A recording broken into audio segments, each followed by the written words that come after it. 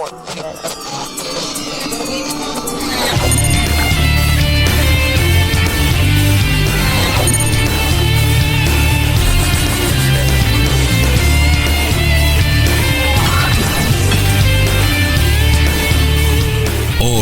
puede ser. Y así como cachetazo de realidad, tenemos que abrir el espacio a esta columna de análisis político que siempre lleva adelante nuestro magíster, licenciado en Ciencias Políticas, analista político, docente de la casa, el profesor Alberto Martínez del Peso. ¿Cómo estás, Alberto? Muy buen martes. Muy buen martes, sí, ¿no? Lindo día. El día estaba genial, veníamos bárbaro hasta que tuvimos que tocar el tema. Sí. La realidad internacional no es una primavera en donde uno está en un picnic, sino todo lo contrario, están pasando cosas históricas que nos tocan vivir.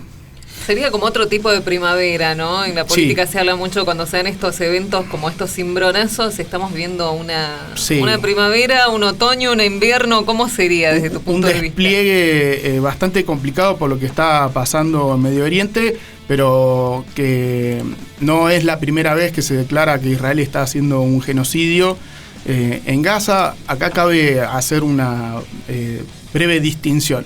Está la limpieza étnica y el genocidio. La limpieza étnica es erradicar todo aquello que pertenece a quien vos estás limpiando, ¿no? Es decir, lo que haces es los desplazás, te dedicás a borrar todos sus vestigios, pero no los eliminás. Bueno, el genocidio ya es la eliminación física, ¿no? Matar a quien no quieras que esté ahí. Bueno, habiendo dado esa definición, Israel en estos tiempos viene haciendo tanto limpieza étnica, cuando pone a 4 millones de gazatíes en la franja de Gaza y los tiene con agua y alimentos limitados, y ahora ya abiertamente está haciendo un genocidio, ya que la mayor cantidad de muertos son niños, ancianos. Y obviamente que Israel tiene sus excusas, que fue el ataque del 7 de octubre, pero bueno, la verdad que ya hay entidades internacionales que lo están marcando, con lo cual en esta cuestión de que bueno, la primera víctima en una guerra es la verdad, ya hay entidades muy relevantes como la ONU, la Comisión encargada sobre el genocidio, que declara que lo que está haciendo Israel es genocidio en Gaza. Que bueno, lo comentábamos recién fuera de aire, tardaron 3 años en darse cuenta o en declarar el genocidio en Gaza, previo al, creo que como nos enteramos de este tema en los últimos tiempos, fue por el secuestro de Hamas a tanto argentinos como israelíes, un número de personas, pero ellos venían denunciando hace rato las políticas genocidas de Netanyahu, que ha sido un líder de Israel bastante polémico y que recién ahora está siendo juzgado, al menos señalado por los crímenes que ha cometido. Sí, de hecho está buscado internacionalmente, es decir, la Haya lo declaró criminal de guerra. Hay países europeos que han declarado que si pasa por su espacio aéreo, lo arrestan. Sí. Obviamente que esto es no directamente vinculante, pero se supone que si vos firmaste que apoyás la creación de ese tribunal internacional, estás obligado a actuar en consecuencia. Claro.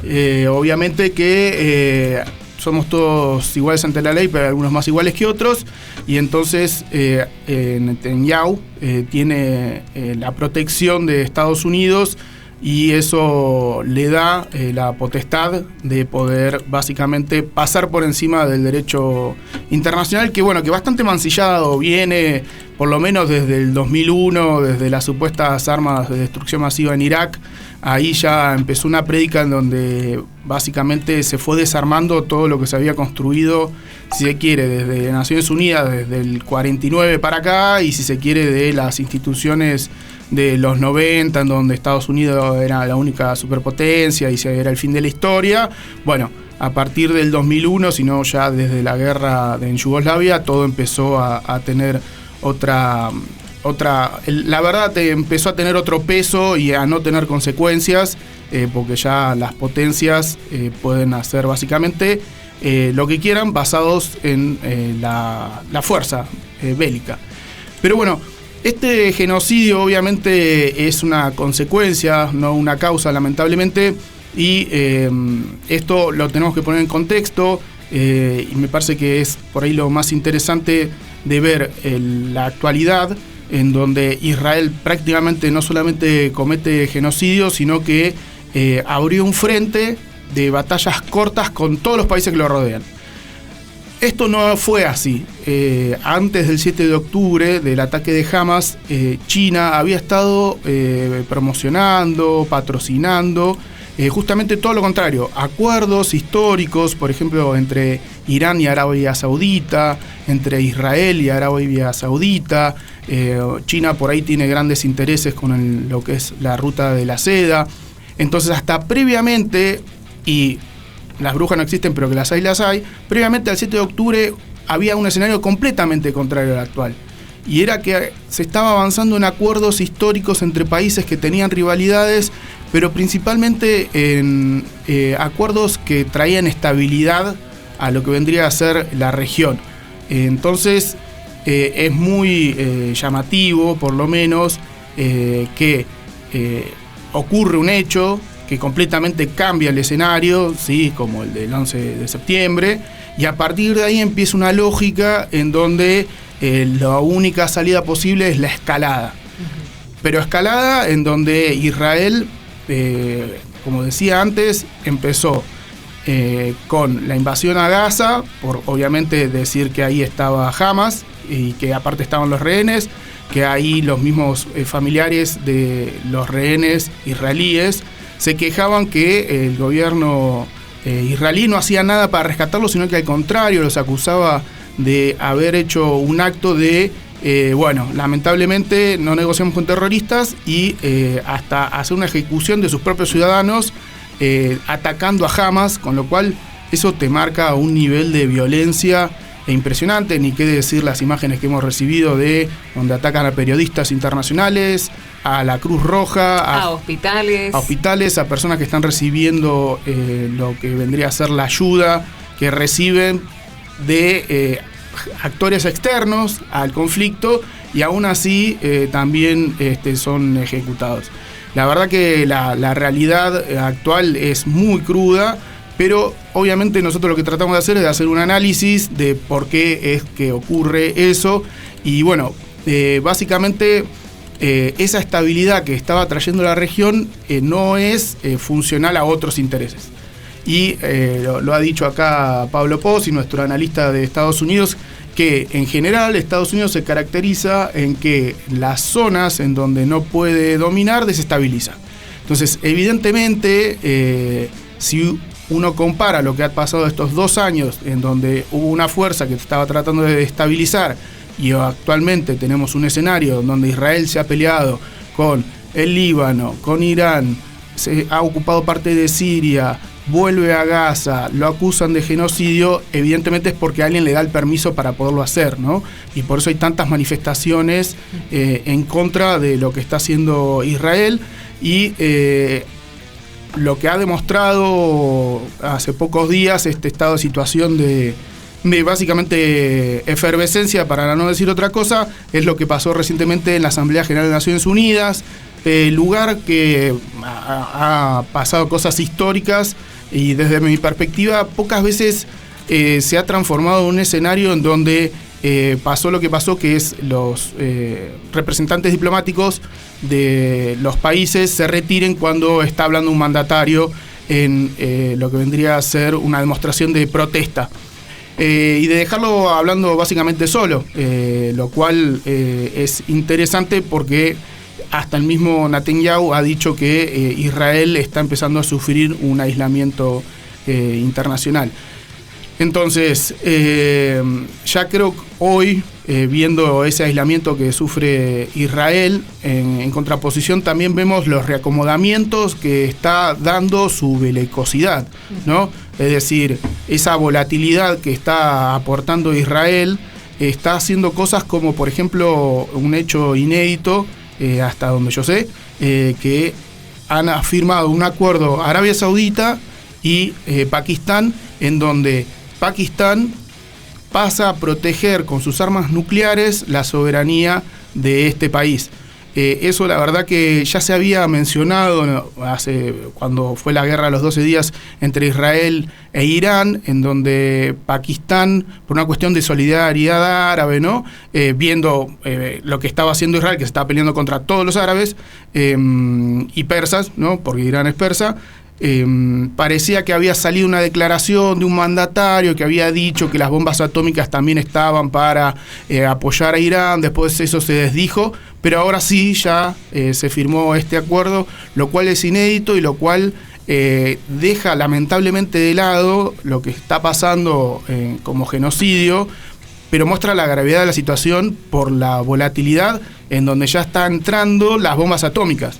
Es decir, la escalada de Israel, en donde ya se ha enfrentado a todos y a todos con el apoyo de Estados Unidos, porque la táctica de Israel es abre frentes muy breves y donde queda embrollado, en donde no se puede salir, tiene que decirle a Estados Unidos que lo apoye, o a la OTAN, en donde los ataques de Irán, la defensa israelí ha contado con el apoyo francés, británico, y ni qué decirlo de Estados Unidos, que la guerra de los 12 días se terminó con el ataque de los Estados Unidos. Entonces la verdad que esto está saliendo bastante caro, para decirlo así, en términos de vidas, en términos de los gazatíes y en términos geopolíticos, en donde los países ya están previendo un escenario en donde si Israel ataca a ciertos países con bastante importancia, como Emiratos Árabes o Arabia Saudita, es un hecho que puede desencadenar una guerra ya por fuera de las armas convencionales, y esto me refiero al ataque también de Israel en Qatar, que fue en Doha, en la ciudad de Doha, donde, para que se entienda la ilustración, es como si Rusia atacara a Suiza, ¿no? Suiza es el lugar en donde se supone que es terreno neutral, en donde los países históricamente se han encargado de negociar. Bueno, es como si hubiese habido una negociación en Suiza y hubiese habido representantes ucranianos, y Rusia aprovechó la oportunidad y mató a los ucranianos en territorio suizo. Bueno, lo mismo ocurrió en Qatar, en donde Israel atacó suelo soberano catarí, y todo para eliminar objetivos que le son funcionales a él, con lo cual eso demuestra que solamente la fuerza está pudiendo ser instrumento de la herramienta en Medio Oriente. Pero en este caso, ¿la fuerza le serviría a Israel si ya tiene una manifestación concreta de que la mayoría de países que son miembros de la ONU no lo apoyan? Porque ahí tenemos también países que son miembros de la Unión Europea, más allá de la coalición árabe, que la podríamos llamar, que tienen sus razones para no estar de acuerdo con las políticas de Israel. Sí. Bueno, la cobertura diplomática también es parte, ¿no? O sea, tendríamos como varios niveles.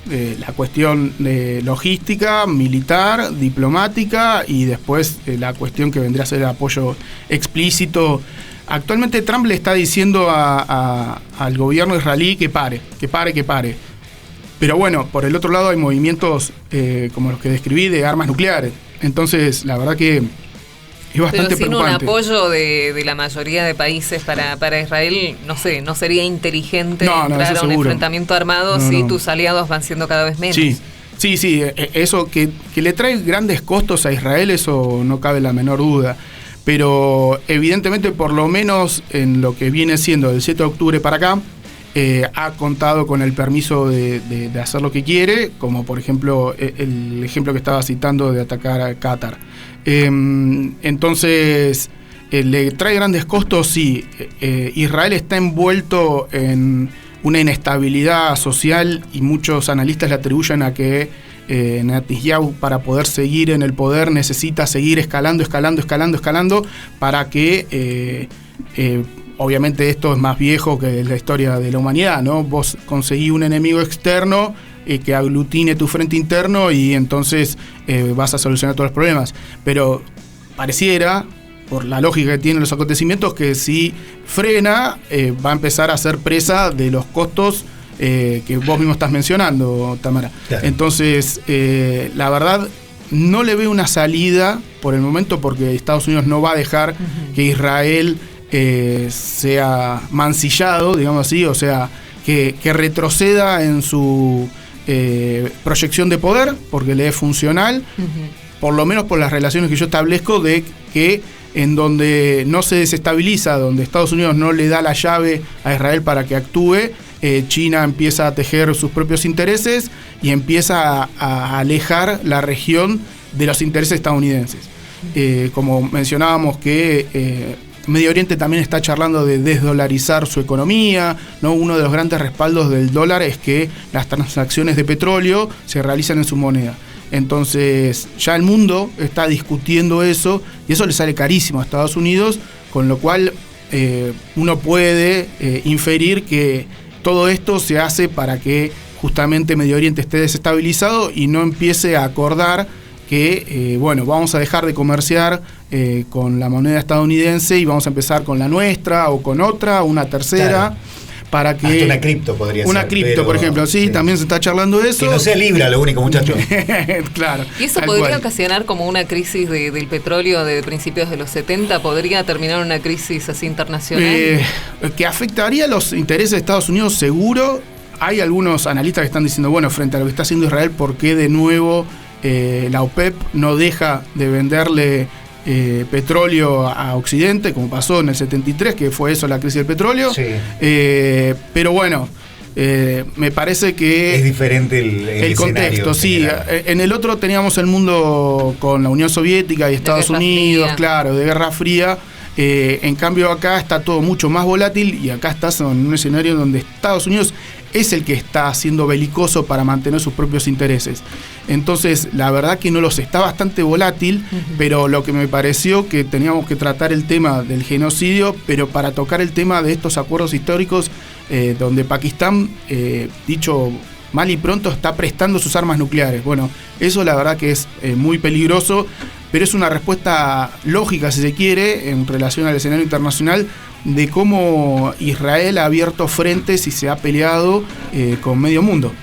Pero creo que es también la personalidad política de la figura de Netanyahu, que es lo que mencionábamos al principio, que venía siendo denunciada. Yo quería hacer un paréntesis cortito en lo que sucedió ayer, porque ayer el presidente Donald Trump de Estados Unidos presentaba una especie de propuesta de acuerdo entre Israel y Hamás como para lograr un acuerdo entre ambos y que se devuelvan los rehenes, un acuerdo de paz. Por eso yo te preguntaba si era posible que Trump pueda obtener el Premio Nobel de la Paz si lograría un acuerdo entre estas dos facciones. Sí, Estados Unidos se hace autobombo, ¿no?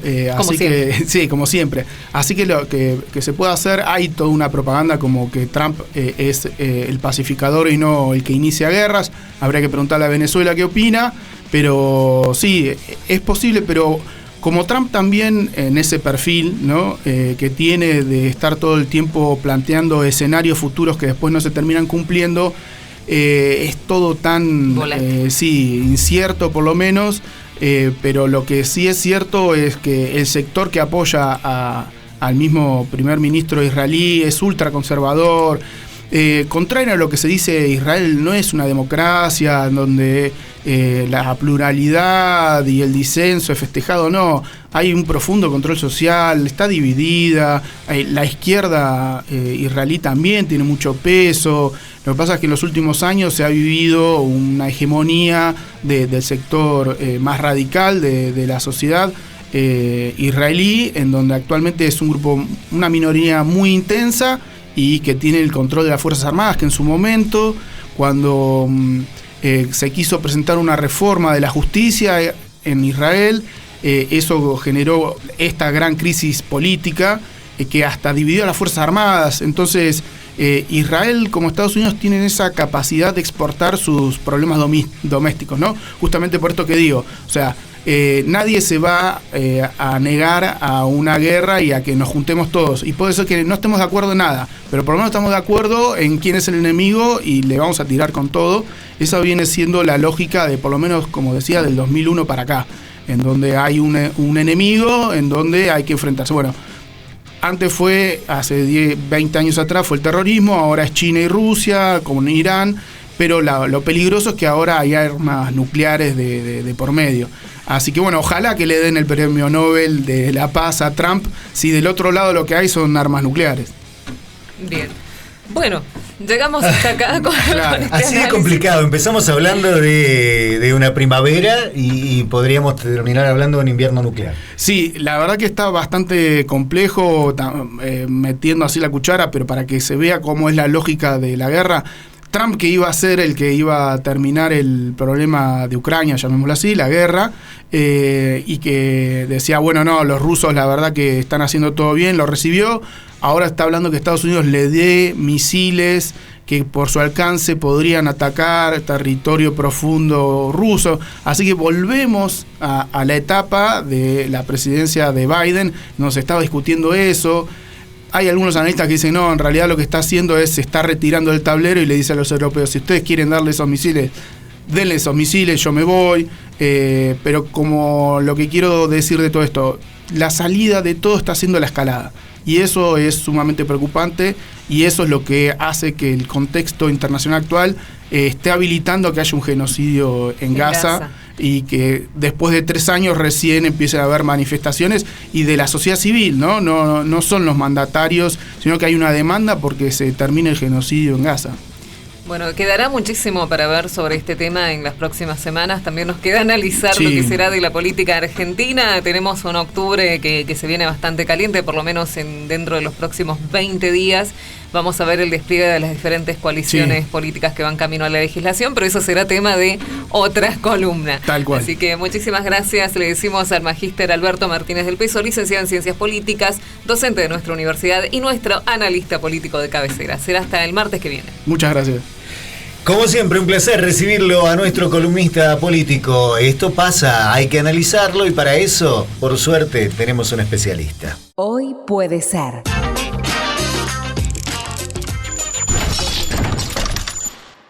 Porque lo que traiga el día depende de vos.